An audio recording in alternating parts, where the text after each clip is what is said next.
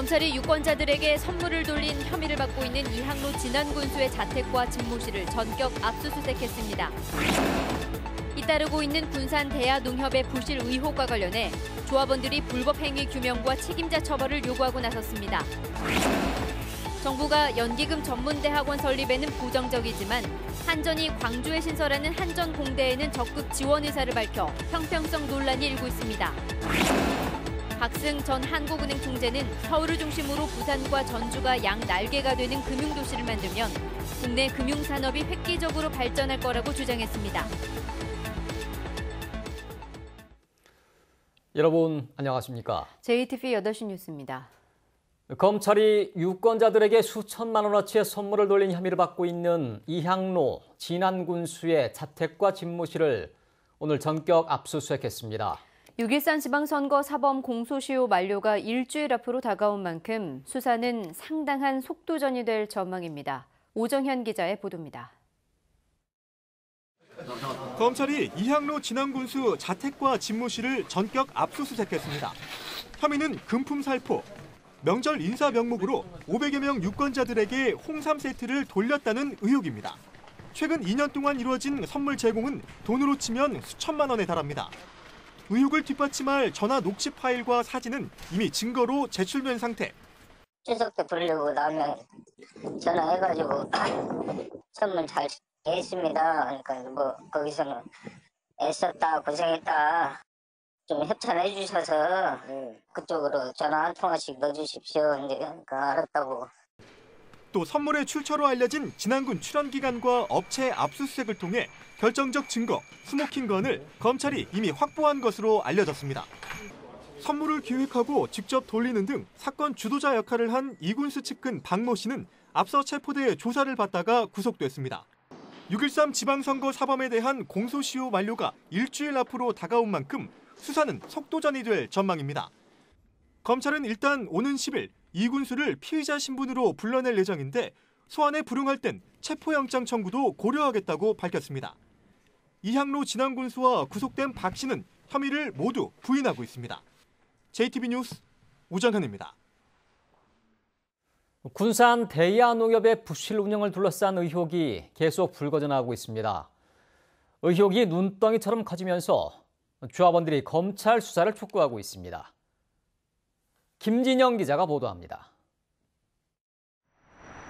1,800여 명의 조합원이 활동하는 군산 대야농협입니다. 조합원들은 농협 측이 3년 전 제주도 업체와 쌀을 외상 거래하면서 아무런 조치를 취하지 않아 1억 1천만 원을 떼었다는 주장입니다. 조합비로 손실을 막을 수밖에 없게 됐다며 반발하고 있습니다. 일반적으로 계약을 하고 담보 등을 설정을 해야 외상 거래가 가능한데 그런 담보 없이 3억 6,800이 됐을 때까지 거래가 이루어졌고요. 조합원들에 의해 제기된 부실 운영 의혹이 이번이 처음이 아닙니다. 대야농협은 2015년과 2016년 두 차례에 걸쳐 미국 처리장 시설 현대화 사업 등으로 76억 원의 보조금을 받았습니다. 그러나 부적절한 보조금 사용이 드러나 7억 원을 반납해야 할 처지에 놓인 데다 5년 동안 보조금 지원이 중단됐습니다. 또 지난해 미국 처리장 결산 과정에서 벼 1,000톤이 사라졌다는 의혹이 제기돼 검찰이 수사에 나섰습니다. 검찰과 경찰 등 사법당국은 대야농협의 불법 행위를 명확히 규명하고 책임자를 구속 수사를 물론 민형사상으로 엄중 처벌하라. 부실 운영을 놓고 논란이 확산되고 있어 사법기관의 철저한 수사를 통해 진실을 신속히 가려야 할 것으로 보입니다. JTB 뉴스 김진영입니다. 내일은 절기상 눈이 가장 많이 내린다는 대설입니다. 오늘 밤부터 눈이 다시 내리겠고 기온도 크게 떨어지면서 한파가 찾아오겠습니다. 취재기자 연결해서 자세한 기상 상황 알아보겠습니다. 나금동 기자 소식 전해주시죠. 네, 첫눈이 내린 오늘은 4도에서 6도의 낮 기온을 보이며 대체로 포근했습니다. 절기상 눈이 가장 많이 온다는 대설이 하루 앞으로 다가온 가운데 밤부터는 눈이나 비가 오겠습니다. 눈은 서해안 지역을 중심으로 토요일인 모레까지 2에서 7cm, 많은 곳은 10cm 이상 오겠습니다. 예상 강우량은 5mm 안팎입니다. 밤사이 북서쪽에서 찬 공기가 유입되면서 잠시 주춤했던 한파가 다시 몰아치겠습니다. 아침 기온은 전주 영하 3도, 무주 영하 6도 등 영하 6도에서 영하 2도로 매우 춥겠습니다. 낮 기온도 오늘보다 5, 6도가량 떨어져 전주 영하 1도, 장수 영하 4도 등 대부분 지역의 기온이 종일 영하권에 머물겠습니다. 바람도 강하게 불어 체감 온도는 더 떨어지겠습니다. 이번 한파는 다음 주 월요일 아침까지 이어지겠습니다. 건강관리와 농작물과 가축에 냉해가 없도록 각별히 신경 쓰셔야겠습니다. 전주기상지청은 월요일 낮부터 기온이 6도 안팎으로 다시 오르면서 추위가 점차 잦아들겠고 화요일에는 한 차례 비가 올 것으로 내다봤습니다. JTB 뉴스 나금동입니다. 국민연금공단이 만들려는 연기금 전문대학원이 정부 부처의 반대로 사실상 무산 위기인데요. 한전이 광주 전남에 신설하려는 한전공대는 범정부 차원의 지원을 받으면서 형평성 논란이 일고 있습니다. 권대성 기자의 보도입니다. 전남 혁신도시에 둥지를 튼 한전은 광주나 전남에 한전공대를 만들 계획입니다. 2022년 개교 목표인데 정부도 범정부적으로 거들기로 했습니다. 국가균형발전위원회 위원장을 위원장으로 기재부와 교육부 등 7개 부처 차관들까지 참여하는 설립지원위원회를 꾸린 겁니다. 전남과 광주의 단순한 대학의 하나로 설립되는 것이 아니라 에너지라고 하는 게 아주 굉장한 미래 산업의 하나고. 하지만 같은 공기업인 국민연금공단이 전북에 만들려는 연기금 전문대학원에 대한 정부의 태도는 딴판입니다. 교육부와 기재부가 집요하게 반대해 설치 법안이 1년 넘게 국회 문턱을 넘지 못하면서 설립이 무산될 위기입니다. 한전공대의 예상 정원은 1,000명, 연기금 전문대학원은 30-40명으로 예상되는데 규모가 훨씬 적은 연기금 전문대학원은 중복 투자 등을 이유로 반대하는 건 납득하기 어려워 보입니다. 전북의 야권 국회의원들도 정부를 강하게 비판하고 나섰습니다. 바른미래당과 민주평화당, 무소속의 국회의원 9명은 공동 기자회견을 열고 이율 배반적 행동, 전북을 서자 취급한다고 주장했습니다. 정부가 전북 혁신도시 연기금 전문대학은 강력히 반대하면서 전남 광주의 한전공대는 열렬히 지원하겠다는 것은 문재인 정부가 지역균형 발전에서 전북 패싱을 하겠다는 의지를 공식 천명한 것으로 받아들일 수밖에 없다. 연기금 전문대학원과 한전공대 설립은 둘 다 대통령 공약 사업으로 사업 성격도 똑같습니다. 하지만 정부 부처가 연기금 전문대학원만 반대하면서 형평성 논란은 더욱 커질 전망입니다. JTB 뉴스 권대성입니다. 전북은 국민연금공단 기금운용본부를 통해서 서울과 부산에 이은 제3의 금융중심지를 구상하고 있습니다. 서울을 중심으로 부산과 전주가 양날개가 되면 지역 균형 발전에 도움이 되고 국내 금융산업이 크게 성장할 것이라는 주장이 나왔습니다. 송창용 기자가 보도합니다. 지난 2월 전주에 둥지를 튼 국민연금공단 기금운용본부. 600조 원이 넘는 돈을 굴리는 세계 3대 연기금 운용기관입니다. 전라북도는 전북을 서울과 부산에 이은 제3금융중심지로 만들기 위해 전북 금융타운 건립을 추진하고 있습니다.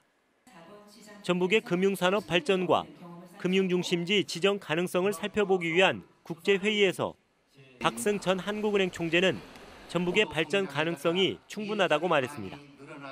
서울과 부산, 전주가 금융 네트워크를 이루면 국내 금융산업이 획기적으로 발전할 것이라고 주장했습니다. 서울과 부산과 전주 삼각체제를 잇는 금융 네트워크를 형성하는 것이 한국의 금융산업을 발전시키는 기초 초석과 같은 일이다. 다른 전문가는 인구 86만 명의 미국 금융도시 샬롯을 예로 들며 금융산업 발전을 위해서는 국제학교 설립과 특화된 대학원 운영, 문화 콘텐츠 산업 육성 등이 필요하다고 말했습니다.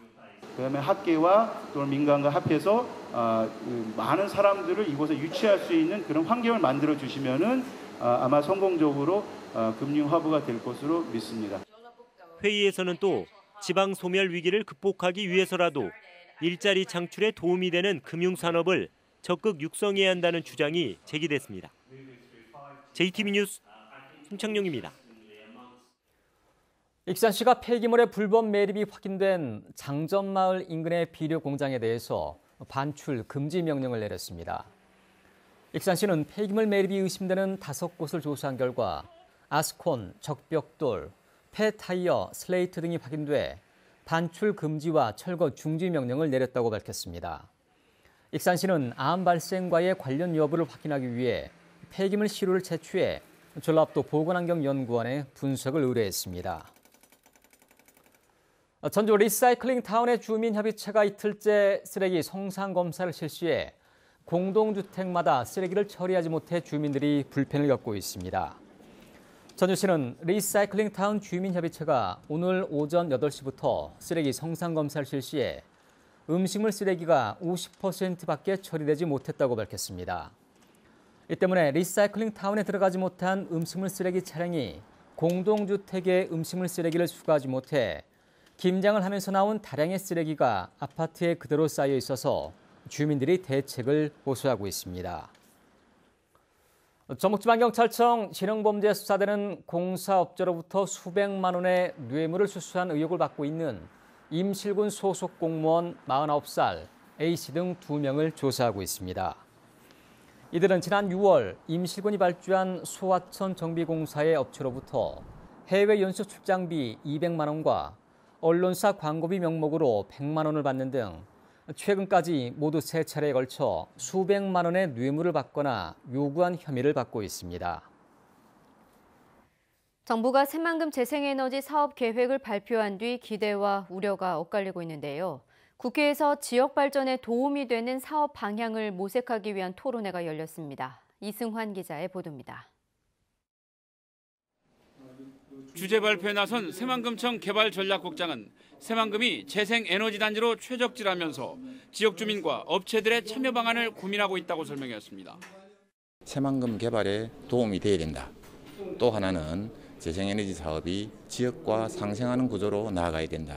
이런 기본 원칙을 가지고 있고요. 장밋빛 전망에 대한 우려도 적지 않았습니다. 민간 투자금 10조 원의 조달이 가능한 것인지 또 지역과 주민에게 수익이 돌아갈 수 있는 것인지도 거론됐습니다. 세계 최고 신재생에너지 글로벌 클러스터 조성 사업 목표가 새만금 개발 사업을 촉진하고 병행할 수 있는지는 세밀한 검토가 필요합니다. 시너지 효과를 높이려면 연관 업종이 집적된 태양광 스마트 단지를 조성해야 한다는 의견, 또 전후방 산업을 체계적으로 갖춰야 한다는 견해도 나왔습니다. R&D 시설부터 시작을 해서 기계 장비 설치 또는 기계 산업과 관련된 부분 그리고 ESS와 관련된 산업을 같이 연관해서 전라북도에서 육성하게 된다면 이번 토론회는 신재생 에너지 사업의 발전 방향을 모색하기 위해 마련됐습니다.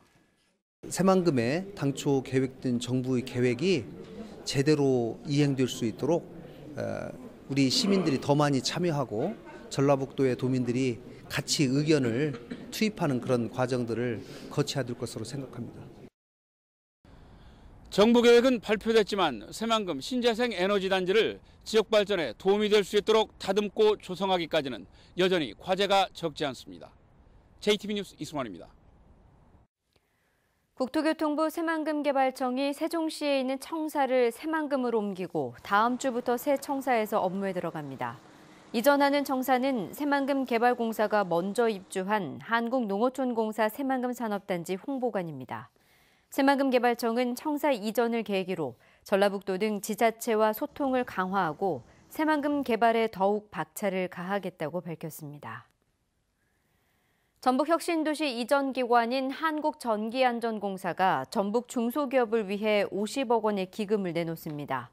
전라북도는 전기안전공사가 올해부터 매년 10억 원씩 총 50억 원을 기업은행에 예탁하면 이 기금을 전북의 중소기업에게 3.9%의 저금리로 대출할 계획이라고 밝혔습니다. 저금리 지원을 희망하는 중소기업은 전라북도 기업지원과에 신청하면 됩니다. 전라북도 선도기업 간 네트워크 구축과 소통을 위한 혁신살롱이 오늘 전주에서 열렸습니다. 오늘 행사에서는 코스텍과 휴먼 컴포지트가 우수 선도기업으로 선정돼 상을 받았습니다. 전라북도 선도기업으로 선정되면 전라북도와 전북 테크노파크로부터 5년 동안 기술 개발과 마케팅, 구인 활동 등을 지원받게 됩니다. 노로바이러스 식중독 환자 10명 가운데 4명이 겨울에 발생하고 있어 식중독에 대한 주의가 필요합니다. 전라북도에 따르면 지난 2014년부터 지난해까지 4년 동안 전북에서는 모두 180명의 노로바이러스 환자가 발생했고 이 가운데 37%가 12월에서 이듬해 2월 사이에 발생했습니다. 정읍경찰서는 오늘 낮 2시 20분쯤 정읍시 연제동의 한 마트에서 위조 지폐가 발견됐다는 신고가 접수돼 수사에 나섰다고 밝혔습니다. 경찰에 따르면 마트 주인은 어제 매출금을 입금하기 위해 은행을 찾았다가 위조 지폐 한 장을 발견한 것으로 알려졌습니다. 경찰은 컬러 프린터를 통해 지폐를 위조한 것으로 보고 CCTV를 분석해 용의자를 쫓고 있습니다.